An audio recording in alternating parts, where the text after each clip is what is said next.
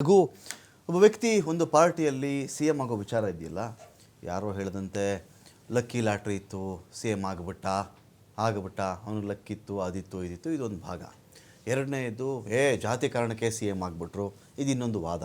But ವಾಸ್ತವ ಏನಂತ ಹೇಳಿದ್ರೆ, ಒಬ್ಬ ಮನುಷ್ಯ ಕರ್ನಾಟಕದಲ್ಲಿ ಯಾವತ್ತು ಯಾರೇ ಸಿ ಎಮ್ ಆಗಿರಲಿ, ನಾಯಕತ್ವದ ಗುಣದಿಂದ, ಜನಗಳನ್ನು ಸೆಳೆಯುವ ತಾಕತ್ತಿನಿಂದ, ವೋಟ್ಗಳನ್ನು ಒಂದು ಪಕ್ಷಕ್ಕೆ ಎಳೆದು ತರುವ ಸಾಮರ್ಥ್ಯದಿಂದ, ಕ್ಯಾಸ್ಟ್ ಯಾವುದೇ ಆಗಿರಲಿ, ಯಡಿಯೂರಪ್ಪವರಾದರೂ ಇದೇ ನಿಜ, ದೇವೇಗೌಡರಾದರೂ ಇದೇ ನಿಜ, ಕುಮಾರಸ್ವಾಮಿಯವರಾದರೂ ಇದೇ ನಿಜ, ಯಾರೇ ಆದರೂ ಕೂಡ ಲಕ್ಕಿ ಲಾಟ್ರಿ ಇವ್ರನ್ನ ದಲಿತರನ್ನ ಸಿ ಎ ಮಾಡಿ ಅನ್ನೋ ವಿಚಾರ, ಗೌಡ್ರನ್ನ ಸಿ ಎ ಮಾಡಿ ಅನ್ನೋ ವಿಚಾರ, ಲಿಂಗಾಯತರನ್ನ ಮಾಡಿ ಅನ್ನೋ ವಿಚಾರ, ಯಾರು ಯಾವತ್ತೇ ಆಗಿರಲಿ ರೀ, ಸಿ ಎಮ್ ಆಗಿದ್ದರೆ ತಾಕತ್ತಿಂದ, ನಾಯಕತ್ವದ ಗುಣದಿಂದ, ಒಂದು ಸೂಜಿಗಲ್ಲಿನ ಸೆಳೆತದ ಕಾರಣದಿಂದ ಆಗಿರ್ತಾನೆ ಒಬ್ಬ ಮನುಷ್ಯ.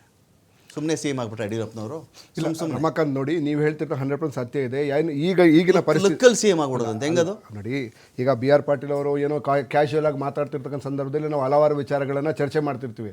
ಹಲವಾರು ವಿಚಾರಗಳು ಚರ್ಚೆ ಮಾಡ್ತಕ್ಕಂಥ ಸಂದರ್ಭದಲ್ಲಿ ಯಾವುದೋ ಒಂದು ಸೆಲೆಕ್ಟೆಡ್ ವಿಚಾರಗಳನ್ನು ಅಥವಾ ಸೆಲೆಕ್ಟೆಡ್ ರೆಕಾರ್ಡನ್ನು ಹೊರಗಡೆ ಬಿಡೋದಿದೆಯಲ್ಲ, ಅದು ಕೆಲವು ಟೈಮು ಏನೋ ಕನ್ಫ್ಯೂಷನ್ ಕ್ರಿಯೇಟ್ ಮಾಡಕ್ಕೆ ಮಾಡ್ತಾರೆ. ಆದರೆ ವಾಸ್ತವದಲ್ಲಿ ನಮ್ಮ ಮಿತ್ರರು ಮಾತಾಡ್ತಾ ಇದ್ರು, ಸೊ ಕಾಂಗ್ರೆಸ್ನಲ್ಲಿ ಒಳಜಗಳಿದೆ ಅಂತ ಹೇಳಿ, ಗ್ಯಾಂಗ್ ವಾರ್ ಇದೆ ಅಂದರು. ಅಲ್ಲ, ಅದೇ ನಾನು ಅವ್ರಿಗೆ ಜ್ಞಾಪಿಸಕ್ಕೆ ಇಷ್ಟಪಡ್ತೀನಿ.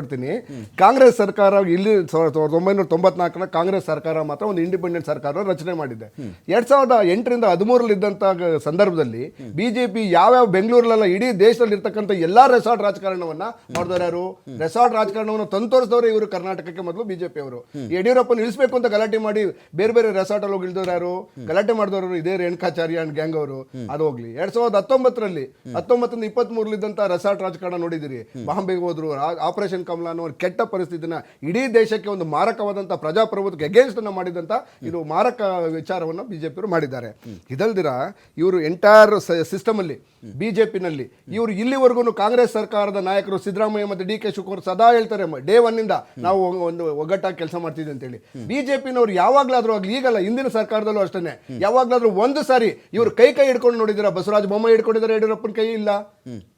ಇವರು ಯಾರು ಇವರ ಈಗಿನ ವಿಜೇಂದ್ರ ಆಗ್ಲಿ, ಅಶೋಕ್ ಅವ್ರ ಜೊತೆಲಿ ಇದ್ದೀರಾ ನೋಡಿದಿರಾ? ಅಶೋಕ್ ಕೈ ಹಿಡ್ಕೊಂಡ್ರೆ ಒಗ್ಗಟ್ಟು ತೋರಿಸ್ಬೇಕು. ಅಲ್ಲ, ಕೈಯಲ್ಲ, ಜೊತೆನಲ್ಲೇ ಇಲ್ವಲ್ಲ. ಅಲ್ಲ, ಜೊತೆನಲ್ಲೇ ಇಲ್ವಲ್ಲ.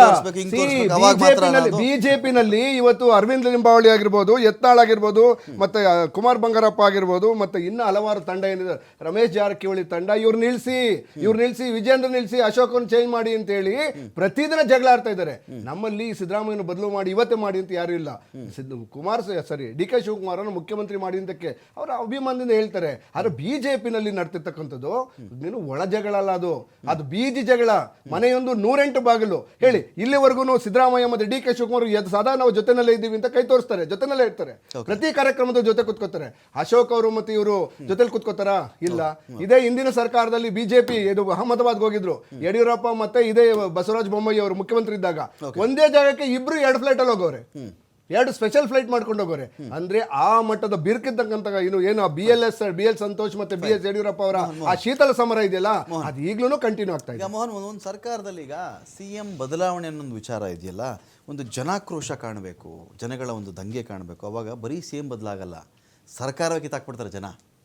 ಆ ಮಟ್ಟದ ಆಕ್ರೋಶ ಅಥವಾ ಅದೊಂದು ಉಪಚುನಾವಣೆಗಳಲ್ಲಿ ರಿಫ್ಲೆಕ್ಟ್ ಆಗಬೇಕು. ಈಗ ಅದೊಂದು ಕ್ರೈಟೀರಿಯಾ ರೀ, ಬೈ ಎಲೆಕ್ಷನ್ ಹಂಗಿದ್ದಿದ್ರೆ ನಾವು ಸೋಲ್ತಾ ಇದ್ವಿ ರೀ, ಬೈ ಎಲೆಕ್ಷನಲ್ಲಿ 3 ಕಡೆ ನಾವು ಗೆದ್ದಿದ್ದೀವಿ ಅಂತ ಆ ಪಕ್ಷ ಮಾತಾಡುತ್ತೆ.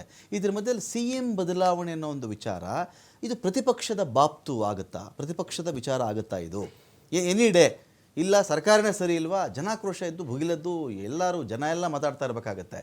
ಬಣಗಳಂತ ಬಂದಾಗ ಇನ್ ಕಾಮನ್ ಯಾವ ಪಕ್ಷದಲ್ಲಿ ಬಣಗಳಿಲ್ಲ, ಯಾವ ಪಕ್ಷದಲ್ಲಿ ಗ್ರೂಪಿಸಮ್ ಇಲ್ಲ ಅಂತ ನಾನು ಕೇಳೋದು. ರಮಾಕಾಂತ್, ನೀವು ಜನಾಕ್ರೋಶದ ಬಗ್ಗೆ ಹೇಳಿದ್ರಿ, ಖಂಡಿತ ಅದು ಒಳ್ಳೆ ಟಾಪಿಕ್. ನಾನೇ ಬರಬೇಕು ಅಂತ ನೀವೇ ಬಂದ್ರಿ. ಓಕೆ, ಅದಕ್ಕೆ ಮುಂಚೆ ಒಂದಷ್ಟು ನಮ್ಮ ಕಾಂಗ್ರೆಸ್ನ ಮಿತ್ರರು ಹೇಳ್ತಾ ಇದ್ರು, ಏನೋ ರೆಸಾರ್ಟ್ ರಾಜಕಾರಣ ಹಂಗೆ ಅಂತ. ಸೊ 2019ರಲ್ಲಿ ಧರ್ಮಸ್ಥಳದ ಶುಕವನದಲ್ಲಿ ಸಿದ್ದರಾಮಯ್ಯನವರು ಯಾರ್ಯಾರನ್ನ ಕೂಡಿಸ್ಕೊಂಡು ಶಾಂತಿವನದಲ್ಲಿ ಏನೇನ್ ಮಾತಾಡಿದ್ರು, ಯಾರ್ಯಾರು ಆ ಕಾಂಗ್ರೆಸ್ಸಿನ MLAಗಳು ಆಮೇಲೆ ಎಲ್ಲೋ ಹೋದ್ರು, ಏನಾಯ್ತು ಅನ್ನೋದನ್ನ ಇಡೀ ಜಗತ್ತೇ ನೋಡಿದೆ. ಯಾರು ಶುರು ಮಾಡಿದ್ರು ಧರ್ಮಸ್ಥಳದಲ್ಲಿ ಈ ಒಂದು ರಾಜಕೀಯ ಅಂತ ಹೇಳಿ. ಅದಾದ ಮೇಲೆ ನಮ್ಮ ಪಕ್ಷಕ್ಕೆ ಬಂದಂತವ್ರು ಎಲ್ಲರೂ ಮತ್ತೆ ವಾಪಸ್ ಚುನಾವಣೆಗೆ ಹೋಗಿ ಗೆದ್ದು ಬಂದು ವಿಧಾನಸೌಧದಲ್ಲಿ ಕೂತಿರೋರು. ಆಯ್ತಾ. ಸೊ ಇವ್ರು ಆಪರೇಷನ್ ಕಮಲ ಅಂತದ್ದು ಪ್ರಜಾಪ್ರಭುತ್ವಕ್ಕೆ ಅಥವಾ ಮತದಾರರಿಗೆ ಮಾಡಿದಂತ ದೊಡ್ಡ ಅವಮಾನ ಅದು. ಇವ್ರು ಈ ಸುಳ್ಳು ಹೇಳ್ಕೊಂಡ್ ಬರ್ತಾ ಇದ್ದಾರೆ, ಅದಕ್ಕೆ ದೇಶದಲ್ಲಿ ಎಲ್ಲ ಕಡೆ ಸೋತ್ಕೊಂಡ್ ಬರ್ತಾನೆ ಇದ್ದಾರೆ back to back, state by state. Okay, ಅದೊಂದ್ ಕಡೆ. ಇನ್ನೊಂದ್ ಕಡೆ ಜನಾಕ್ರೋಶಕ್ಕೆ ಅಂತ ಬಂದಾಗ, ಉಪಚುನಾವಣೆ ಅಂತ ಬಂದಾಗ you have a trend. Generally ruling ಪಾರ್ಟಿಗೆ ಪ್ಲಸ್ ಇರುತ್ತೆ, ಆಯ್ತಲ್ಲ. ಅದು ಕರ್ನಾಟಕದಲ್ಲೂ ನಡೆದಿದೆ ಕಾಂಗ್ರೆಸ್ ವಿಚಾರದಲ್ಲಿ. ಹಾಗಾದ್ರೆ ಇವ್ರು ಉಪಚುನಾವಣೆ ಬಗ್ಗೆ ಮಾತಾಡೋರು ಜನರಲ್ ಎಲೆಕ್ಷನ್ ಬಗ್ಗೆ ಮಾತಾಡೋಣ. 2024 ಲೋಕಸಭಾ ಚುನಾವಣೆಯಲ್ಲಿ ಕಾಂಗ್ರೆಸ್ಗೆ ಬಂದಿದ್ದಂತ 135 ಸೀಟ್ಗಳ ಲೆಕ್ಕಾಚಾರದಲ್ಲಿ ಇವರು ಏನು 25 ಸೀಟ್ ಗೆಲ್ತೀವಿ ಅಂತ ಹೇಳ್ತಾ ಇದ್ರು, ಆಯ್ತಲ್ವಾ. ಗೆದ್ದಿದೆ ಸೀಟು 9 ಸೀಟು. ಅವತ್ತು ನಾವು ಎಕ್ಸ್ಚೇಂಜ್ ಆಯ್ತಲ್ಲ ಅಂತ ಅವ್ರು ಹೇಳೋದು. NDA ಅಲಯನ್ಸ್ ಕೇಸರಿ ಶಾಲ್ ಎಕ್ಸ್ಚೇಂಜ್ ಆಗಿ ಎಕ್ಸ್ಚೇಂಜ್ ಸೇರ್ಕೊಂಡು ಮಾಡಿದ್ದು ಸಾಧನೆ ಮಾಡಿದ ಅಷ್ಟೇ. ಇವರು ನಮ್ಮ ಸೀಟ್ಗಳ ಸಂಖ್ಯೆ ಜಾಸ್ತಿ ಆಯ್ತು ಅಂತ ಅಲ್ಲ ನಾನು ಹೇಳೋದು. ಒಂದಿದ್ದು ನಾವು ಅಷ್ಟು ಮಾಡಿದ್ವಿ ಅಂತ ಅಲ್ಲ, ಒಂದಿದ್ದನ್ನ ಅಷ್ಟು ಮಾಡಿದ್ರೆ 28ರಲ್ಲಿ 9 ಅನ್ನೋದನ್ನ ನೋಡ್ಬೇಕಲ್ಲ ಅವರು. ಕೊನೆಗೆ ನೀವು ಇವಾಗ ಹೆಂಗೆ ಅಂದ್ರೆ 28 ಟೋಟಲ್ ಮಾರ್ಕ್ಸ್ ಇದ್ರೆ ಕ್ವಶನ್ ಪೇಪರ್ ಅಲ್ಲಿ, ಅದಕ್ಕೆ ನೀವು 19 ತಗೊಂಡಿದೀವಿ ನಾವು. ಇವ್ರು 28 ತಗೊಂಡಿದ್ದೆಷ್ಟು 9. ಬೇರೆ ಇವ್ರು ಹಿಂದಿನ ಕ್ಲಾಸ್ ಅಲ್ಲಿ ರ್ಯಾಂಕ್ ಸ್ಟೂಡೆಂಟ್ಗಳು 135 ತಗೊಂಡ್ಬಿಟ್ಟಿದ್ರು ಇವರು. ಲೋಕಸಭೆ 440 ಬಂದ್ರಲ್ಲ ನೀವು. ಯಾವ್ದು ಲೋಕಸಭೆ 400 400 ಪಾರ್. ಹೇಳ್ತೀನಿ, ಅದಕ್ಕೆ ಹೇಳ್ತೀನಿ ನಾನು ಹೇಳ್ತಿರೋದು ಅದು ಯಾವ ರಾಜ್ಯಗಳಲ್ಲಿ ಅಂತ ನಿಮ್ಗೆ ಗೊತ್ತಿಲ್ಲ. ಸಮವಾಗಿದ್ದೀರ ನಾನು ಹೇಳೋದ್ರಲ್ಲಿ. ಇಲ್ಲ ಸಮಸಮ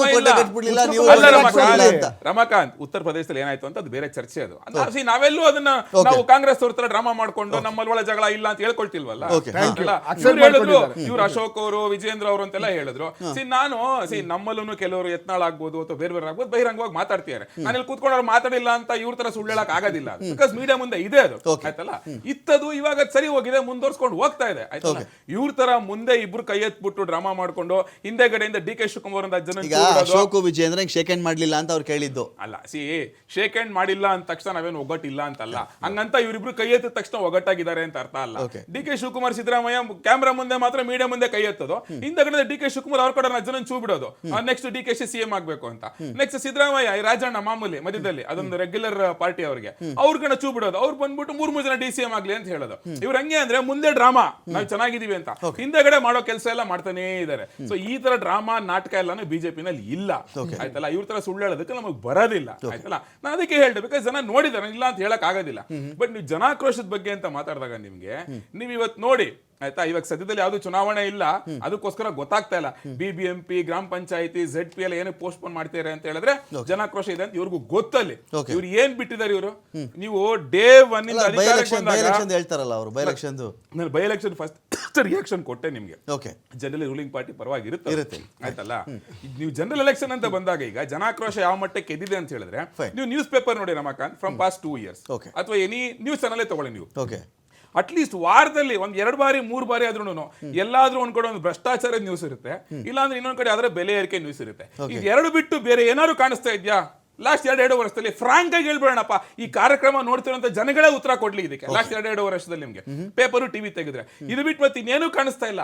ಅದನ್ನೇನೆ ಇವರ ಶಾಸಕರೇ ಹೇಳಿರೋದು. ಒಂದೇ ಒಂದು ಶಂಕುಸ್ಥಾಪನೆ ಆಗಿಲ್ಲ, ಒಂದೇ ಒಂದು ಉದ್ಘಾಟನೆ ಆಗಿಲ್ಲ ನಿಮ್ಗೆ ಅಭಿವೃದ್ಧಿ ಕಾರ್ಯಗಳು. ಇದು ನಾವ್ ಹೇಳಿರೋದಲ್ಲ, ಇದನ್ನ BR ಪಾಟೀಲ್ ಹೇಳಿರೋದು, ಆಮೇಲೆ ಗವಿಯಪ್ಪ ಹೊಸಪೇಟೆ MLA ಅವ್ರು ಹೇಳಿರೋದು, ಆಯ್ತಲ್ಲ. ಬಸವರಾಜ್ ರಾಯರೆಡ್ಡಿ ಹೇಳಿರೋದು. Most corrupt state in India ಅಂದ್ರೆ ಯಾವ್ದು ಅಂದ್ರೆ ಅದು ಕರ್ನಾಟಕ ಇವತ್ತು ಆಸ್ ಆನ್ ಡೇಟ್ ಅಂತ ಹೇಳ್ಬಿಟ್ಟು ನಿಮ್ಮವರೇ ಹೇಳ್ತಾ ಇರೋದು. ನೀವು BR ಪಾಟೀಲ್ ಬಗ್ಗೆ ಇವತ್ತು ಮಾತಾಡ್ತಿದ್ದೀರಾ. ನಾನು 2 ವರ್ಷದ ಹಿಂದೆ ಹೋಗ್ತೀನಿ, ಅವರು 11 ಜನ ಶಾಸಕರ ಸಹಿ ಇದ್ದಂತ ಒಂದು ಪತ್ರವನ್ನ CM ಬರ್ದಿದ್ರು.